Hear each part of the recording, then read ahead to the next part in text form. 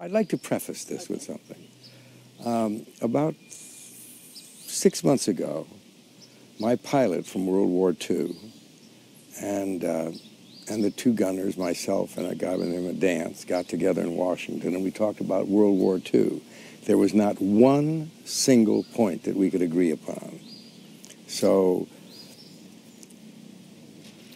going into a discussion like this, you have to realize that it's half mythologized now. It's been embellished in your own head so that you can't really differentiate the difference between what actually happened and the way it exists now in your own mind. So dangerous stuff we're playing with here. This is my memory of it.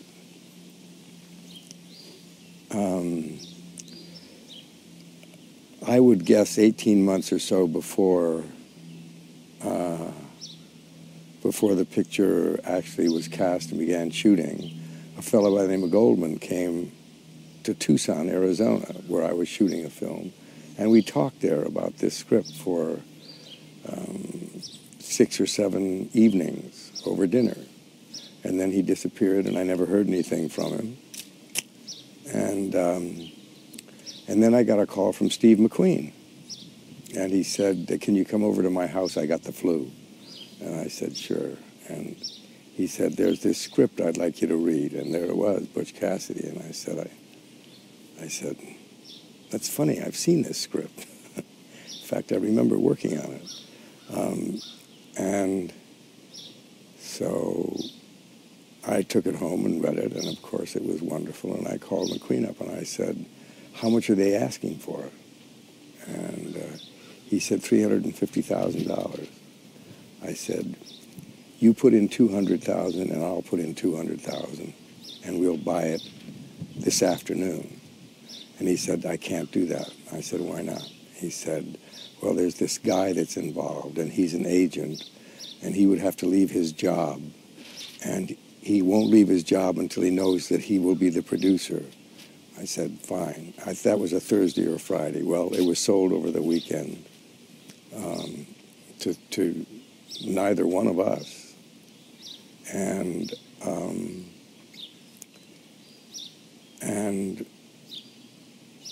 so strangely enough, for some reason, that left McQueen out. And of course, I was always thought I would play Sundance. And then George got involved. And he said, no, I thought you always wanted to play Butch." And then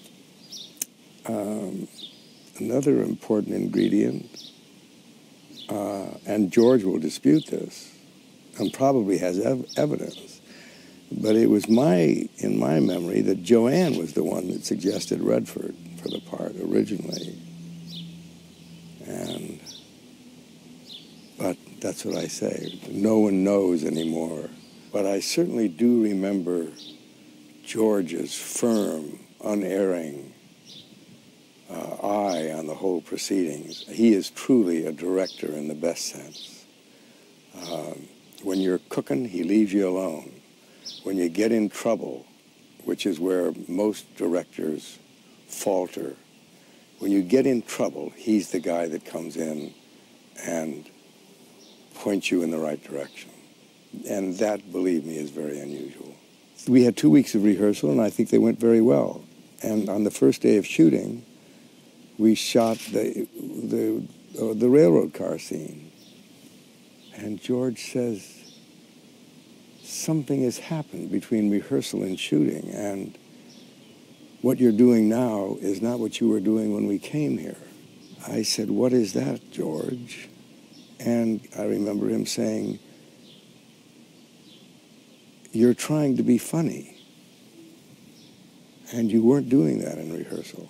So that shows you what happens when you get in front of a camera. That film was all there, and the work that had to be done on it, the improvements that the actors and the personalities and their abilities brought to it,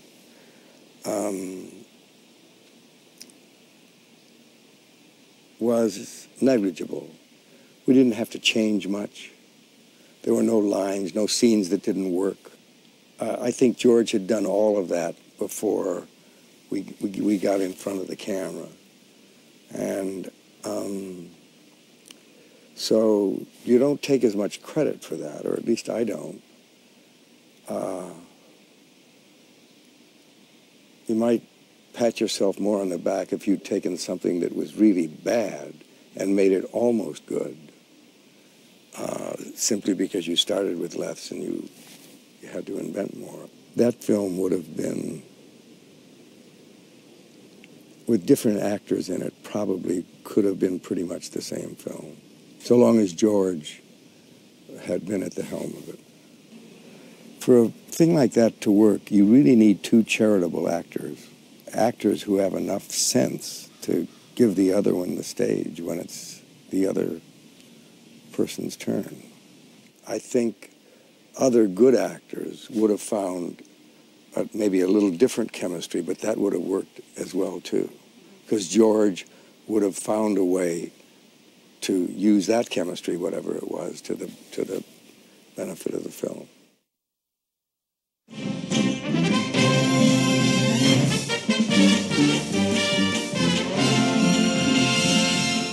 George had hired a stuntman who came down 2 weeks before we started to shoot. He gave him the bicycle and he said, invent something. The guy came on the day of the shooting and he couldn't do anything. And of course, George is not extravagant. George is frugal. But he was really pissed that this guy had wasted a 2-week stunt thing. And finally, I did all of it, and Connie Hall did one of the shots in it. So we had a terrific time. Except for when George's back went out on him.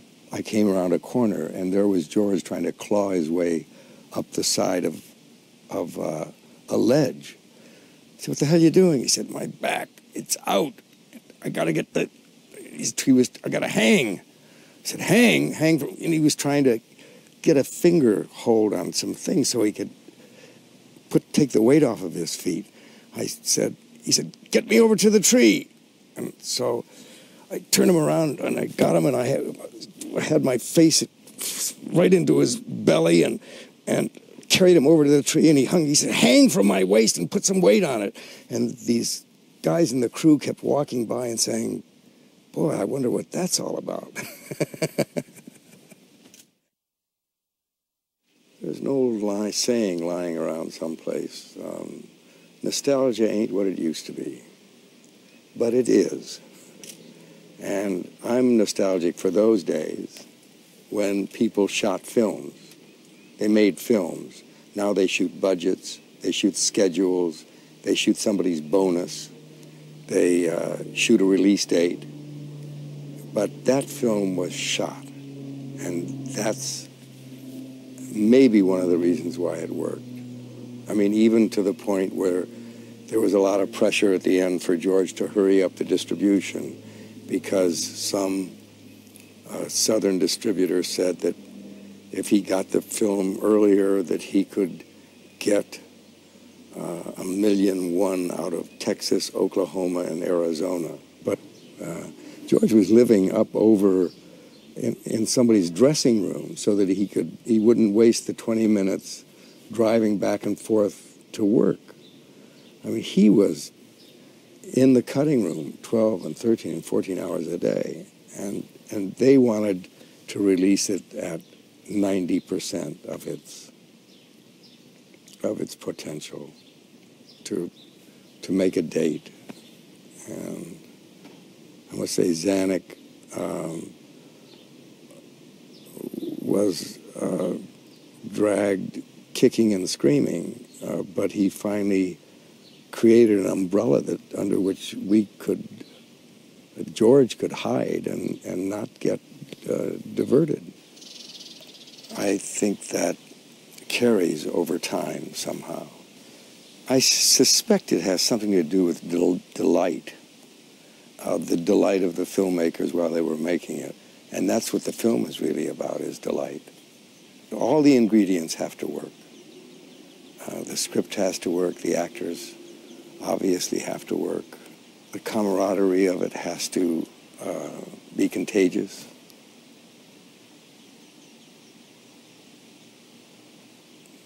We had a terrific time.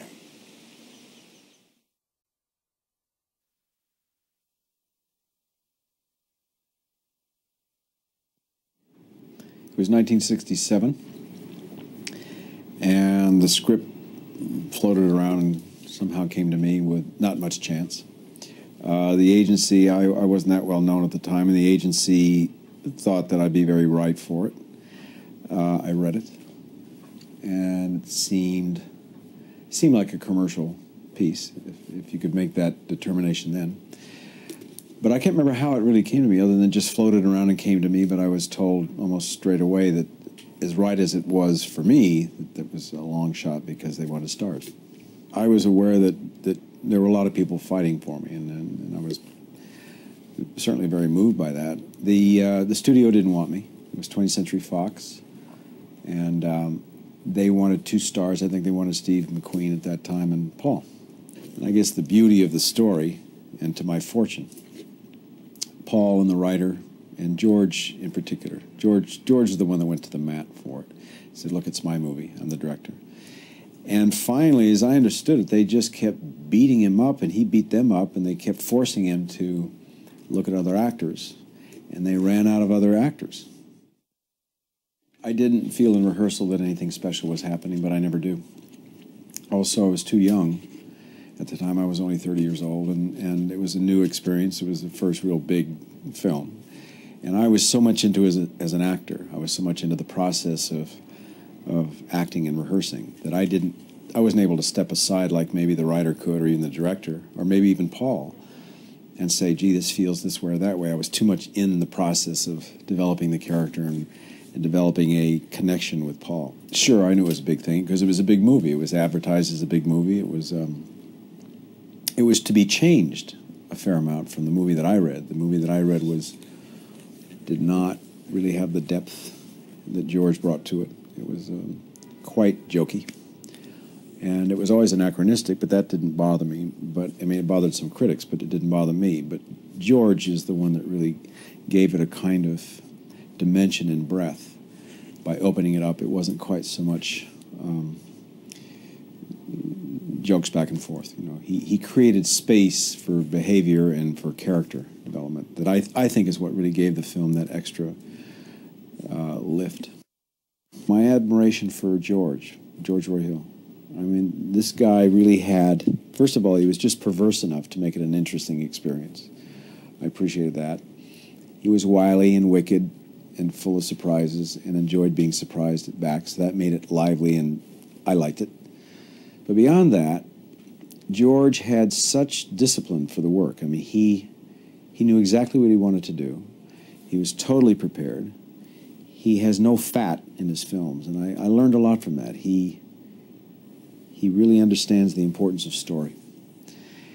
And just working with George, because that was the first real film experience I really had, was a pleasure. And it's got a carry-over resonance for me.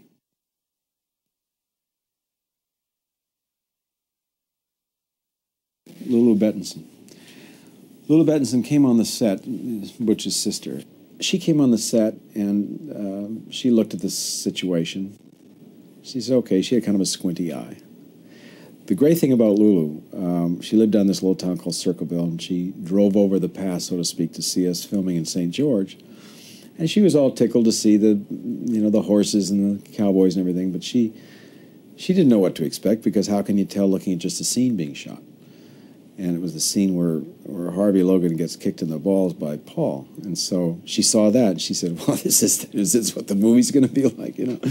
And not that it couldn't have happened, but anyway, later, because she was pretty shrewd, she was tough, and the studio didn't want her on the wrong side of things because she was the living relative. They didn't want her stepping up and saying, hey, this didn't happen, or that's not the way it was, or this is nonsense.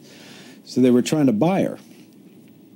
And so they were having a hard time. They were trying to get her to the premiere. They wanted to get her to fly back to New Haven, Connecticut. I mean, I think they had it in New Haven because George went to school at Yale, because I wondered what we were doing there, but since it had nothing to do with Butch Cassidy. But they were trying to get her there and also get her on board to support the film. And she was like not having any part of it. She said, well, I'll see the film when I see it, and we'll see. And so they wanted to send me in as an emissary because I lived in Utah to talk to her. So there's this big confab in Salt Lake City with the field reps for 20th Century Fox. And most of those field guys in those days, maybe it hasn't changed, just played golf a lot. You know, and suddenly they had all this heat and they had to do something. And they were really panicked. So they said, well, you talk to her, okay? So we all sit in the office. And she says yes, and she's very quiet and very sweet. And she says, well, I don't know. I haven't seen the film. And Mr. Redford seems like a very nice man, but I don't know. I haven't seen the film. And I don't know what I'm going to say. And they said, would you come back to the premiere? Well, I don't know. I've never been on an airplane before, and I don't know that I want to go. So they could see that she was going to be a tough case and wasn't going to be bought too easily by anything. And so finally the guy who got so desperate, he said, but look, you know, we've got, this is a lot of money that we have, and it's in the can. This film is in the can. And she was like looking for some money. She was like looking, what am I going to get out of this? What are you going to give me to have me go to the premiere and talk nice about the film? And the guy said, well, we can't, you know, you don't understand. The film is in the can. It's done. And she said, oh, okay. She says, well, I'm not in the can. So I knew that she and I were going to get along okay. And we did. I stayed in touch with her and close to her until her death. I went to her home years later. I did a piece for the National Geographic on riding the Old Outlaw Trail, and it ended, the story started up in Casey, Wyoming, and ended there at her place. It was me talking to her. And she had letters from him when he wrote when he was away. And she was only 6 years old when he left the house. But it was really through the letters and the correspondence that she was able to stay in touch. And beyond that, there may be myth. I don't know.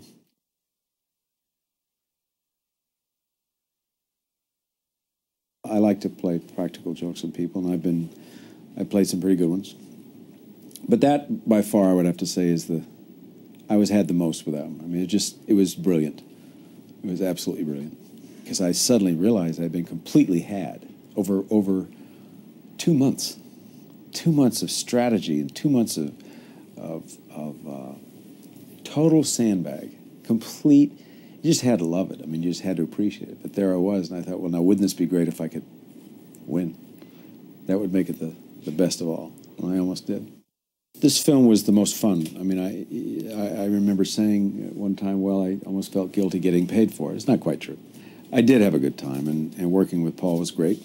And we developed a lifelong friendship as a result of it, both professionally and personally. And it was born out of a very natural working relationship, so that was good. And we had so much fun doing it that has to be probably the most fun on any film I've had.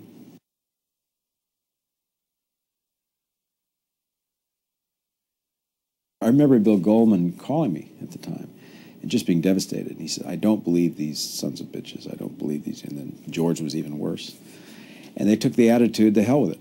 The hell with them, the hell with it. And then suddenly the film started to pick up. And of course, they both just happened to be in the neighborhood every day to see if the film was going to be picked up, you know, gain strength. And it did. And within, God, I think about 2-3 weeks, it rose past whatever negative criticism there was. It just kind of blew right through it, and that was the end of that. Clearly, the critics missed the chord and very often that happens with critics, is they're so busy looking at it either from an intellectual or academic place, they miss what kind of a chord is really being touched with the general public. You know, if it doesn't fit some scheme that they have in mind, they say, oh, this is no good. But the fact is, that whole business about who are those guys just caught on, you know, as the song did. I remember the song got crucified. What's that song? And I wondered what it was doing in the film myself. I said, what's that got to do with anything? Raindrops? Falling on your head? Oh, come on. Well, I was wrong. And critics were wrong. Audiences loved it. I remember the experience of the film coming out. And I was surprised by the kind of success it had. And then it just ran away. It ran into the area of fashion and kind of social. It moved into a whole social strata in our society. And so I wasn't prepared for that at all. As to why, I think I think it had to do with more than guys running out of time. It had to do with a certain kind of bonding and a certain kind of connection, a real friendship. Whether it's male or female, female, male, male, it doesn't really matter when you can put that on film in a very real way, in a very warm way and an entertaining way. I think it has a lot of currency. So I suspect that had something to do with it. And maybe just Paul and I together, you know. Paul and I are always talking about doing another project. I guess we're both as surprised as anybody else why that hasn't happened, considering Hollywood's penchant for doing sequels. Although he and I were not interested in a sequel to either one of them. They tried to get us to do one of the Sting, Butch Cassidy, and we weren't interested in that. And but we were interested in working together in another picture. So the question is, what would that be? And you would have thought the agency, you know, basically very commerce-minded, would have done something, or the industry itself would have done something, because clearly it was a workable formula, but it just hasn't happened. There's not been a good script that has come our way that we wanted to commit to, but we would like to. This film unquestionably was the film that put me in a new place. I mean, I was known, you know, I'd done Barefoot in the Park and some other films. I'd been on the stage and in the theater, but this is the one that changed my life, where I could no longer live my life the way I had been living normally.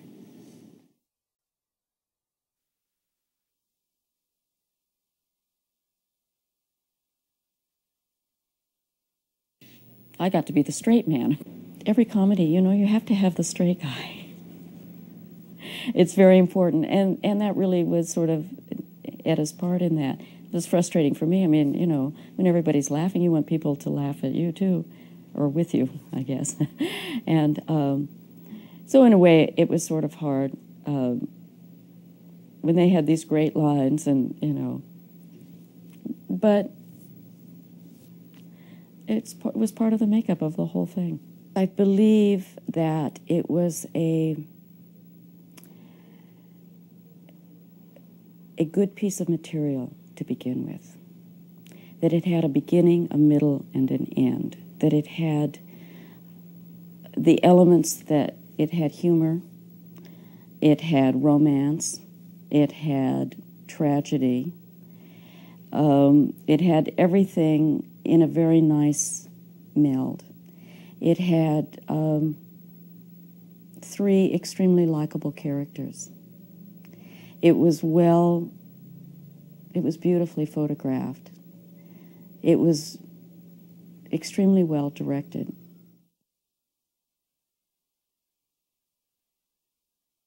I don't think that you think about creating an effect.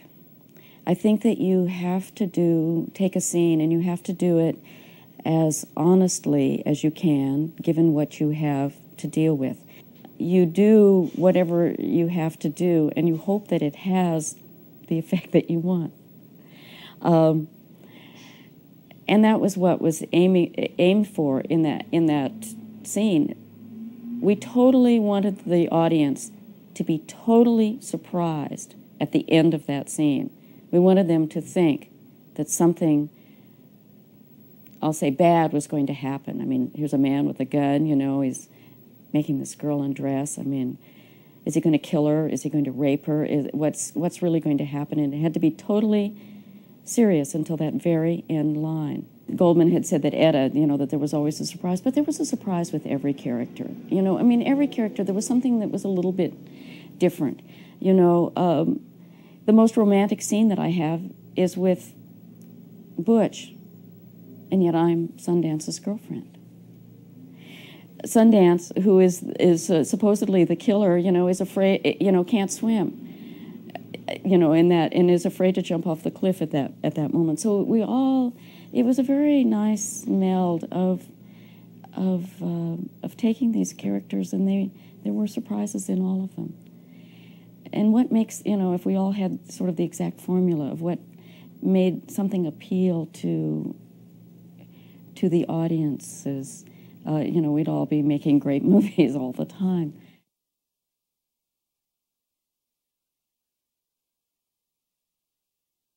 There were 5 or 6 cameras. There were only 4 camera operators. And Conrad said I could operate this camera. This was not in any kind of a key spot for this particular thing.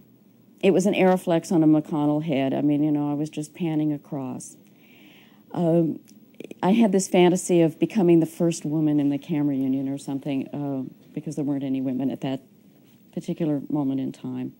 And I practiced this and practiced doing the shot, just panning these guys along the railroad track. It evidently, I feel very naive, and it was not very bright on my part, but it evidently was upsetting to several people.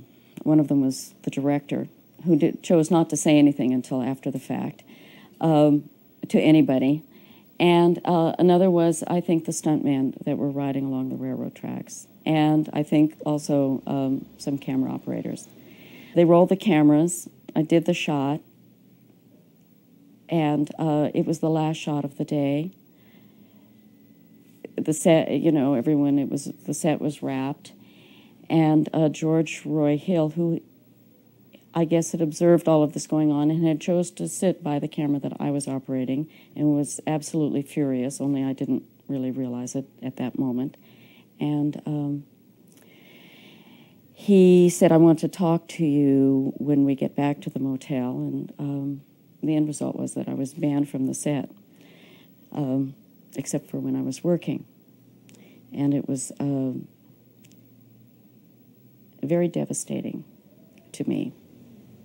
And in a way, that incident or that action haunted me for the rest of the film.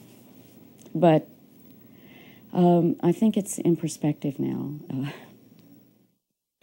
I think the parts that I personally enjoyed the most were the improvisational parts. The bike ride, which was a little paragraph in the script and was one of the musical interludes. And it was a series of shots that were set up by George and Conrad. And Paul and I were we were given kind of a path of action as to where to go with this bicycle. But what we did, we filled in. It was a lot of fun. Not terribly comfortable on the bicycle, riding through the orchard and so on, but it was, you know, the thing with the cows really sort of just happened, and it was kind of like taking a coloring book and being able to kind of put in the color. And the other, you know, and then down when we were shooting in Mexico and doing the Bolivian sequence, and there was another sequence like that. Anyway, I enjoyed those parts the most. I think, in a way, it goes back to the camera operating incident, because that happened very early on. I had not started shooting. So when you incur the director's wrath before you've even started shooting a film, any time that you can kind of get away from him was really the best part for me.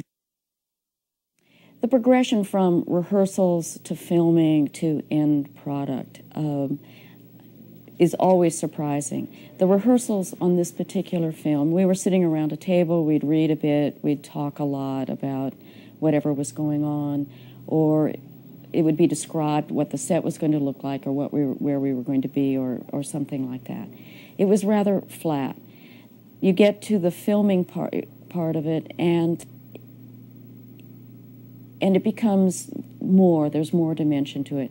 It's kind of like an oil painting. You start off and you maybe do the background first, and then you layer on something else, and it all begins to take shape and have dimension. I'm always surprised when I see the final product of a film, because there's always more, even though you've been there, you've done it, so to speak, but there is always something more when you're able to see it in an objective way. And there's always a bit of a surprise. I think one of the things that really came out was the humor was the first thing in the rehearsal, that you could see the timing of between Redford and Newman. That became better and better as filming went on. You never really know how a movie is going to turn out until it's finally on the screen and you see, and you're always kind of surprised by something, even though you might have been there for every step of it. I'm very proud to have been in a movie that not only people really liked, but is really a good movie. And so it's, so now I like this movie a lot.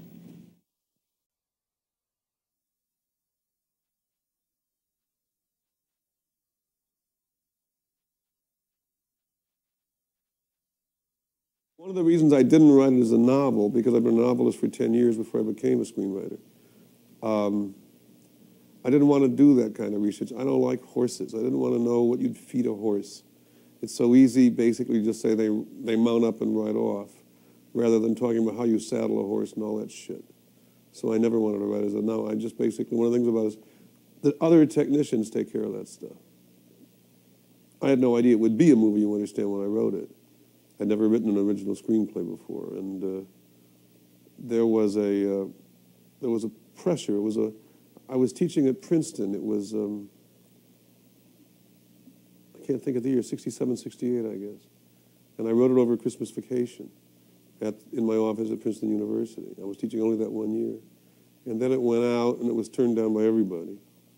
And I didn't do. I was working with a producer who was very helpful, named Larry Turman.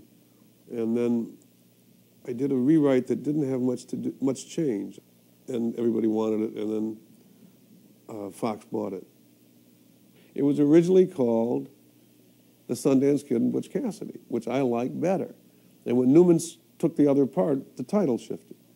And what made it a fabulous story for me was that they went to South America, because that was what was revelatory and different and fresh.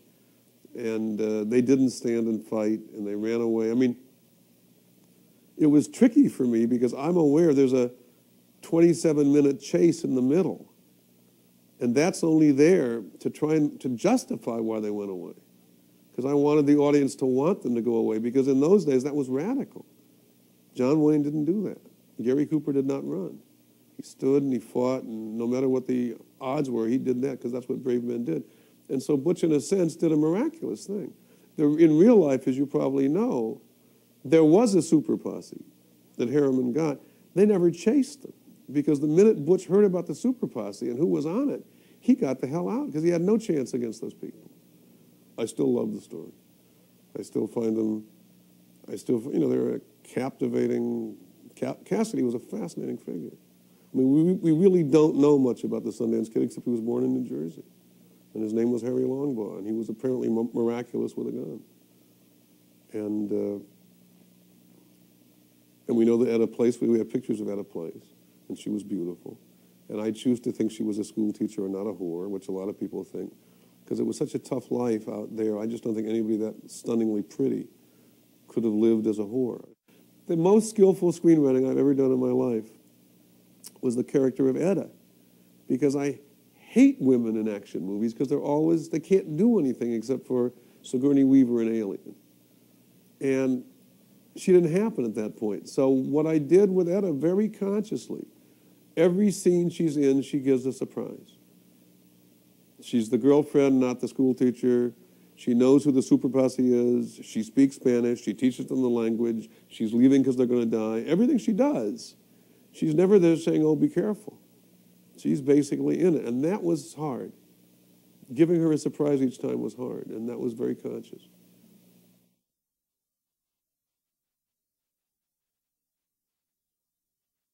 It's still painful when you finish a piece and you give it to a director, and you know they're going to alter it. They can make it better, they can make it worse, but it won't be what's in your head. There's still that moment of, oh, I wish they wouldn't do that.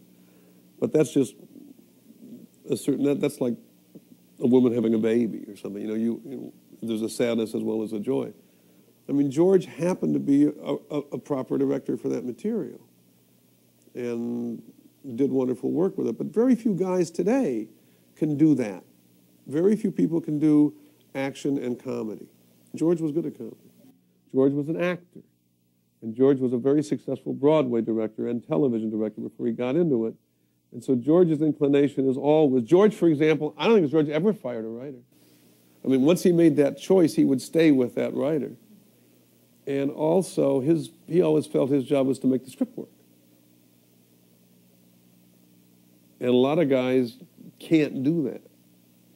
They aren't willing to do it. They don't know how to do it. And sometimes they're right not to try and do it. I mean, we had a wonderful work experience that summer. It was odd. I went out from New York, where I live, to California, and we met. My memory is we met every day for 2 months, and we went over and over and over and over the script, not altering it much. And he's just going over it and over and over it, I think, in his head. And what about this?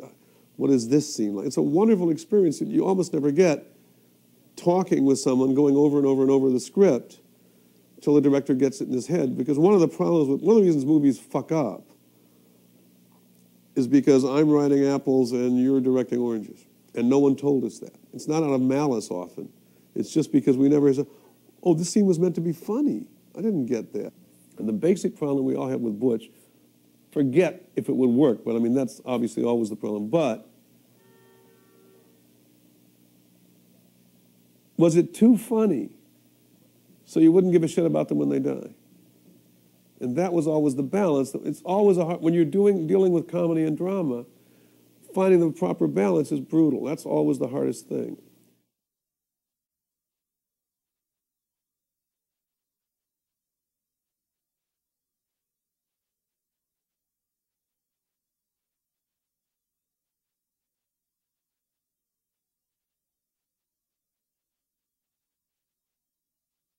And then we had 2 fabulous weeks of rehearsal. The first week with just the 3 principals. And then the second week we brought in Connie. And it was, I mean, we got so much ironed out in those 2 weeks. And it worked. It was a wonderful period for all of us. I remember George and I, Catherine, Ross, they all used to come in jeans and T-shirts. And Catherine, I guess, is as pretty as anybody I've ever seen in my life.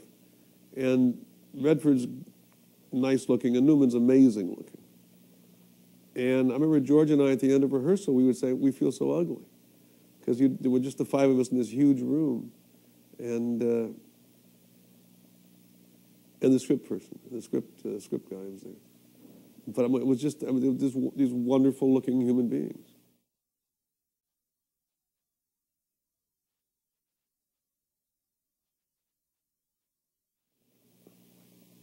When a movie works, it's really a miracle, because there are so many reasons why it shouldn't. There are so many people pulling in different directions, and so many, it's very hard to know what direction you're going. Are we going northeast on this picture? Is that the spot? Are we going there? A lot of movies get screwed up in shooting because you think, oh, this works, I'll go with this, and all of a sudden you've affected the balance of the movie. You're not going northeast anymore, you're suddenly going south. And you just screwed it up entirely. I mean, a lot of pictures just get screwed up that way. I've been involved with some. You don't know quite what you're doing. It's very tricky. The shooting is a very unpleasant part of the movie. I don't like to be around. It's so boring. I get very nervous. The money that's being spent is so awful. I'm compulsive about time. And I hate it when things drag on or are late and the repeating and repeating. There's no job for the writer. I won't say I'm wrong on this. I just think basically almost no one agrees with me. In my head, I'm a novelist who happens to write screenplays. I've done that work. I know the screenplay by heart. I think I make the actors nervous. And there's no work for me there. Everybody else has a reason for being there. And it's like agony for me to be on the set. If there's work, it's fine, but there's not for the most part. You know, the actors are trying to make something of the script that they've been handed. And it's just not a place. I don't have any desire to be a director or producer. If I did, I'd want to be there and I'd try and learn as much as I did. But I've always hated being on the set. I was there for the week in the middle where they shot the whorehouse sequence. And George flew me out, and I saw all the dailies. And he wanted to know if it was okay, and of course it was wonderful. There's this fabulous shot where they're being chased and they're riding and then they disappear, and then they come up, and they disappear again, and then they come up another, and it's just this marvelous shot of them, and it's just extraordinary, and I remember I screamed when I saw it. It's a wonderfully acted movie. The two men are wonderful. They didn't get, Newman, as I say, got no reviews. It was like he was just being himself, ho, ho. And Redford got reviews, didn't get, as so much acting as Mythic reviewed. And there was a lot of trouble during the shooting because Redford was so clearly sensational in the picture.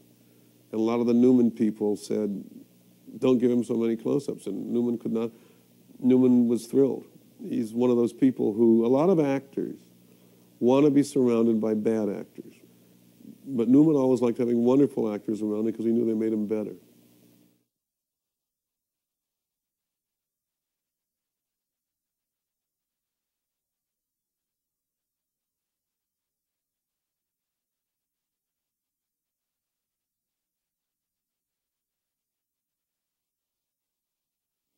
The two scenes are when they're payroll guards in South America and the guy gets shot.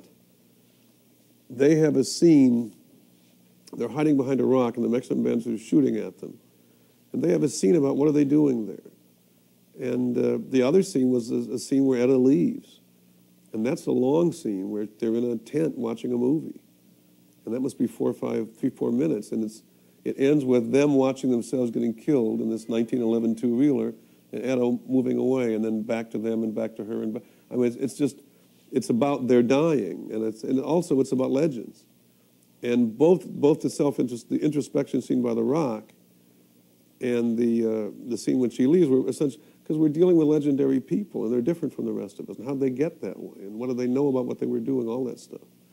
As I say, the movie that I wrote was darker. I was not at the first sneak. It was, I think, in San Francisco, and George called me in despair. And I remember, I think he said, they laughed at my baby, or something like that. And he said, they just laughed too much. And so he went through the movie taking out laughs.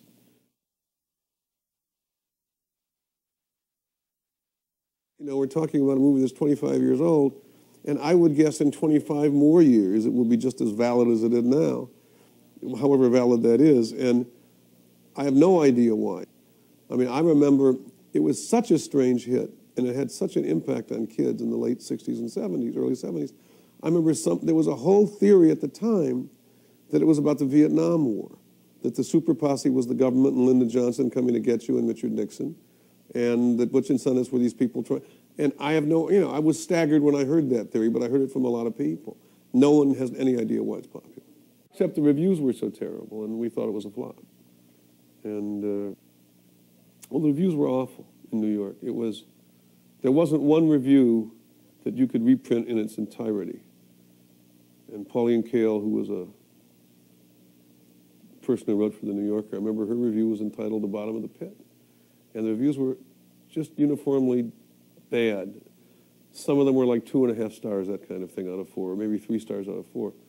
And I remember the day before, George and I were doing a hype thing. They had a bunch of composers in that we had to talk to the day we opened, I think, or the day after we opened.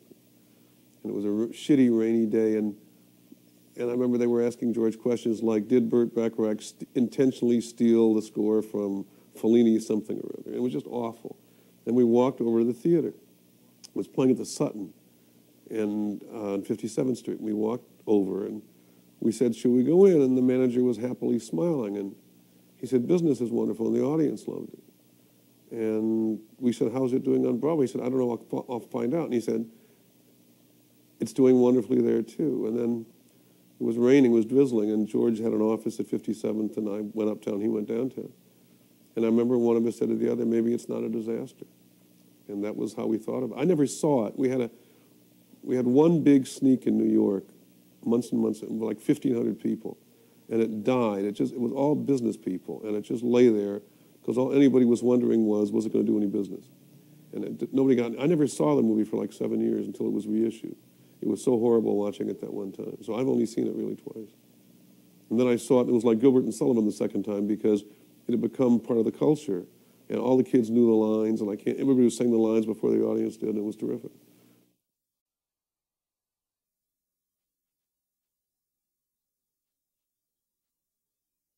I had never met George Roy Hill until that day that I walked in to take a meeting with him where he was playing Bach. Which was very intimidating. For any composer to walk in to meet a director that you might be working with him, having him play very, very well, too. Just learning Bach, but really playing quite well. I don't think that George was doing that on purpose. I think George was playing the piano waiting for me to show up. Yeah, I'd like to think that he wouldn't do something like that on purpose. I think that George, very straight, very honest guy. No games like that. George was very, very specific about the use of music in Butch Cassidy and Sundance Kid. He wanted the music to be special. When it was used, it was to have a real, important place in the majority of that score.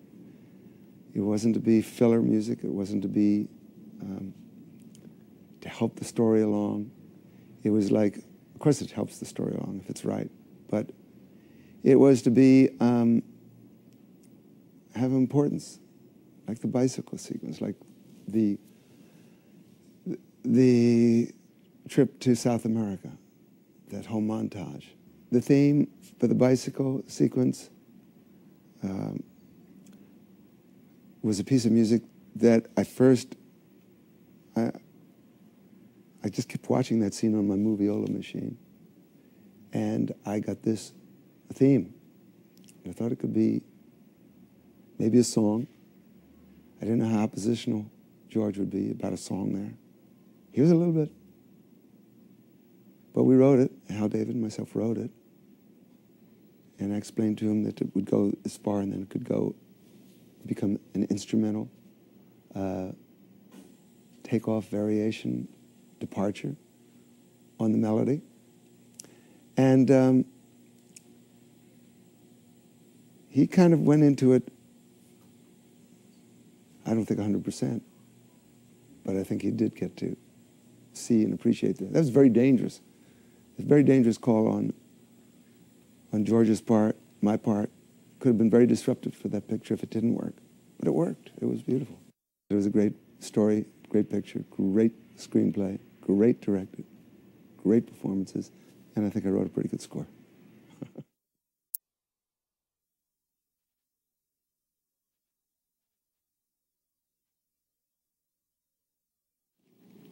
Also, Paul, it was my understanding at the time that he couldn't make up his mind which part to play. I would have played either part, and I really didn't care. I thought the acting in Butch, we could tell that in rehearsal. Rehearsal was wonderful. Rehearsals were sitting around a table and reading a bit and discussing, and, had a rather flat quality. The reality was, Redford was already getting star offers during that rehearsal period. No, I wasn't. I got offered. That didn't come until the movie was screened. Or we were in the latter part of filming, not during rehearsals. Newman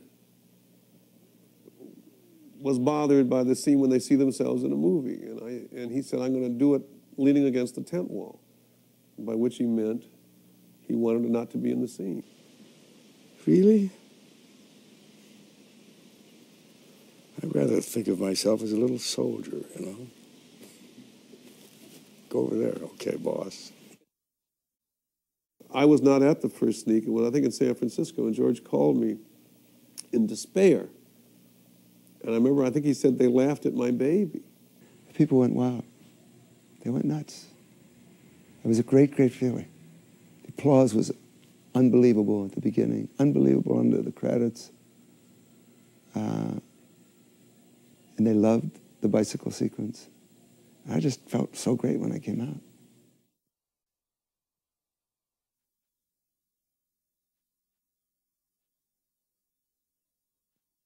I only really like two movies I've been involved with, this and The Princess Bride. So I have very little bad to say about this movie. I thought it was wonderful. I think it was a terrific flick. Everybody got along. Everybody got along great, I think. Newman was always telling jokes. Redford was always on the phone, and I was always waiting for them. True, there were gags played, jokes played. everybody kidding each other, working hard, always working on the script, pushing against it, and enjoying the work. We had a terrific time. It's one of a kind. And as a composer, maybe you just get one of those in your lifetime, if you're lucky.